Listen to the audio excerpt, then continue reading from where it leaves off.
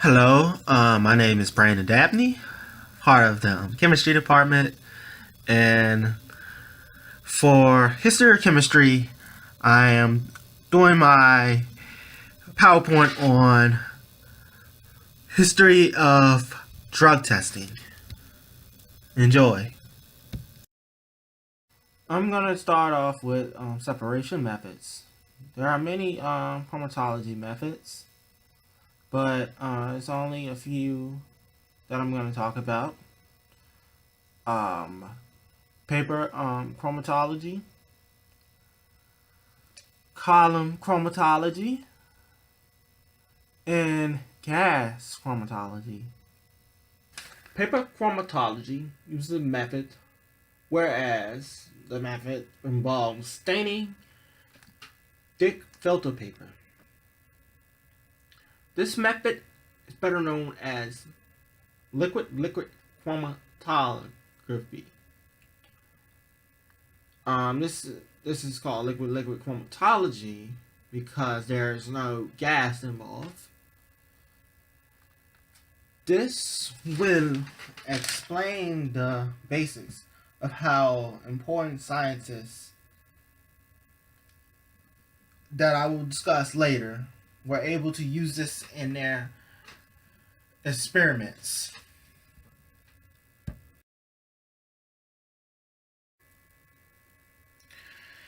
The next one I'm going to talk about is column chromatology, which is another separation method. It is most used method, and it can be used for purifying biomolecules. To purify biomolecules, it must satisfy a set of conditions. The conditions are that they have to be favorable in size and net charge. It must have the ability to bind, and the stationary phase must be used in this method. This is just an idea because the stationary phase is the first phase that is used in this method.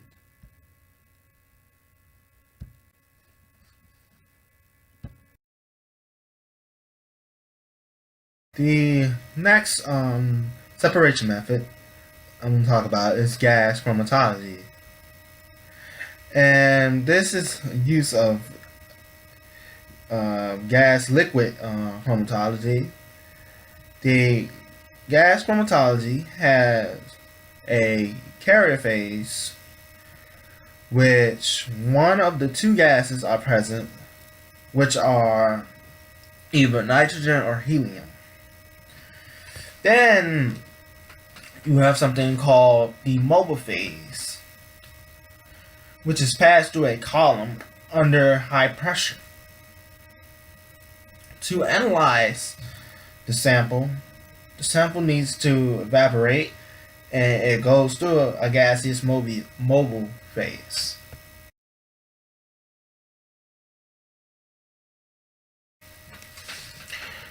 Next, I will start with the liquid chromatology role. Archer, John Martin, and Richard Synge wrote this journal, which was named Separation of Higher Monoamino Acids by Countercurrent Liquid-to-Liquid Attractions. This experiment was documented in 1940. This experiment is important because it led to the invention of the gas chromatography. And even though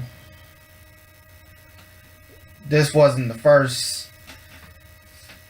liquid chromatography experiment, it was still very important. Archer John Martin was associated with another scientist, for a gas chromatology experiment. This time it was with Anthony T. James.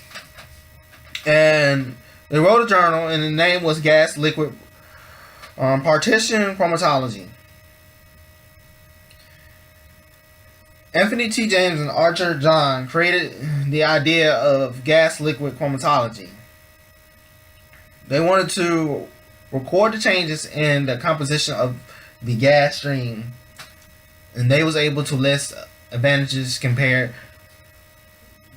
to between the gas chromatology and the liquid chromatology. The gas chromatology had advantages over liquid chromatology by having low viscosity, which allows longer columns to be used, which is more efficient than the liquid chromatology. And they also noted that it's easier to detect changes in gas than a liquid stream. Robert F.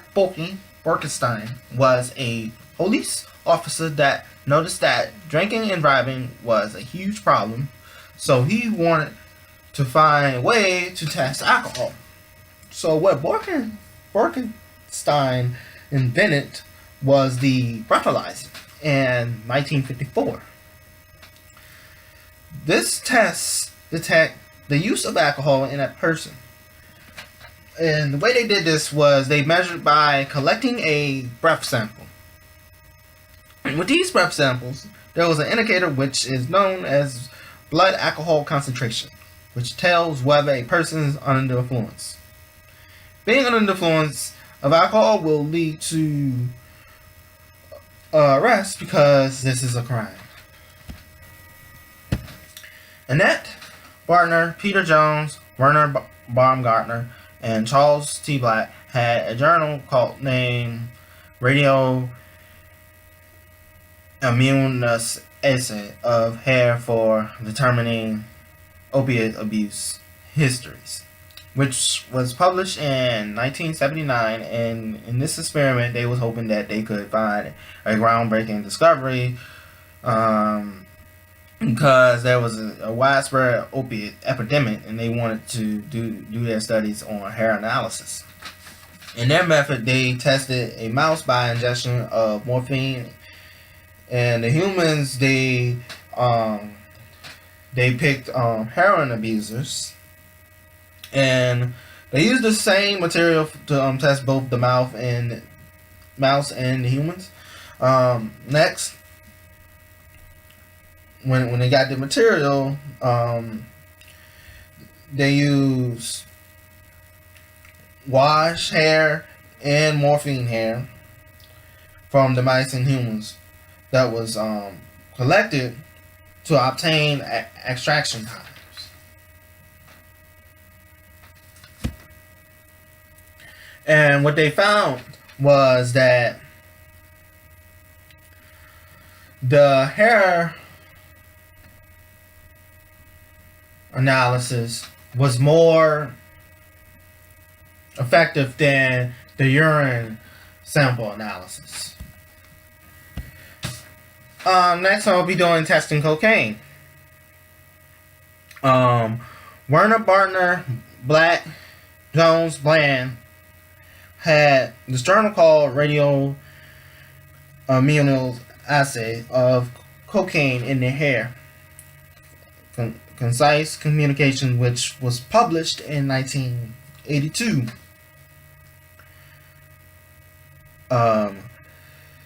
They used previous experiment to find out how drug detection works.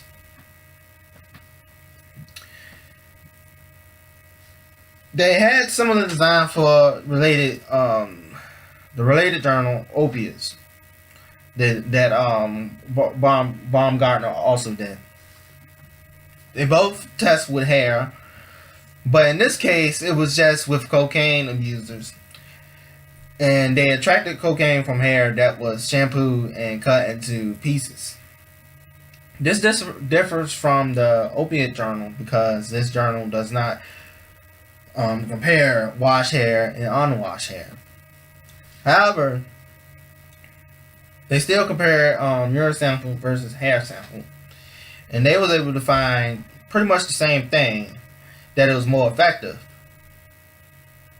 And this journal was just basically just trying to see if the same experiment would work with cocaine, and this really confirmed the ability of